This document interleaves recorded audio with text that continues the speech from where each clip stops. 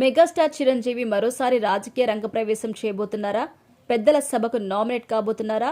ఇదివరకట్లా మళ్ళీ హస్తినలో మళ్లీ చక్రం తిప్పబోతున్నారా?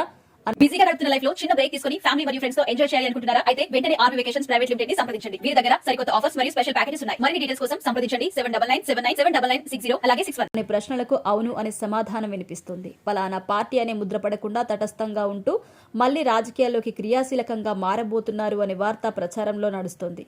చిరంజీవిని కేంద్ర ప్రభుత్వం రాజ్యసభకు నామినేట్ చేయబోతుందని తెలుస్తోంది.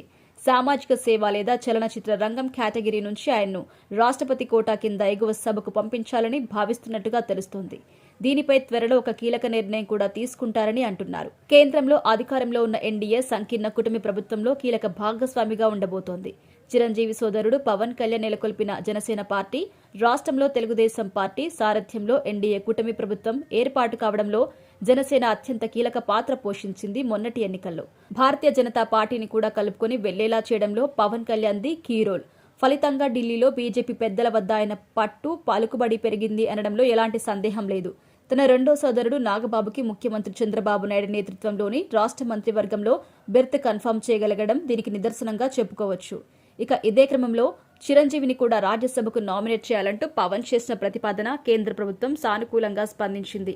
పలానా పార్టీ అనే ముద్ర లేకుండా రాష్ట్రపతి కోటా కింద ఆయన్ను రాజ్యసభకి నామినేట్ చేయాలని భావిస్తున్నట్టుగా చెబుతున్నారు.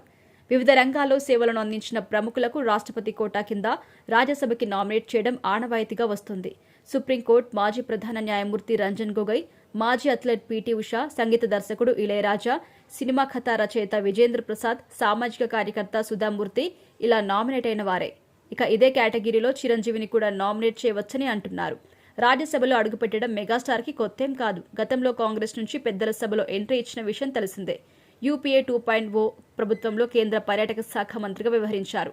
అప్పట్లో రాజ్యసభ పదవీకాలం ముగిసిన తర్వాత క్రియాశీలక రాజకీయాలకు దూరంగా ఉంటున్నారు. సినిమాలకి మాత్రమే పరిమితమయ్యారు చిరంజీవి.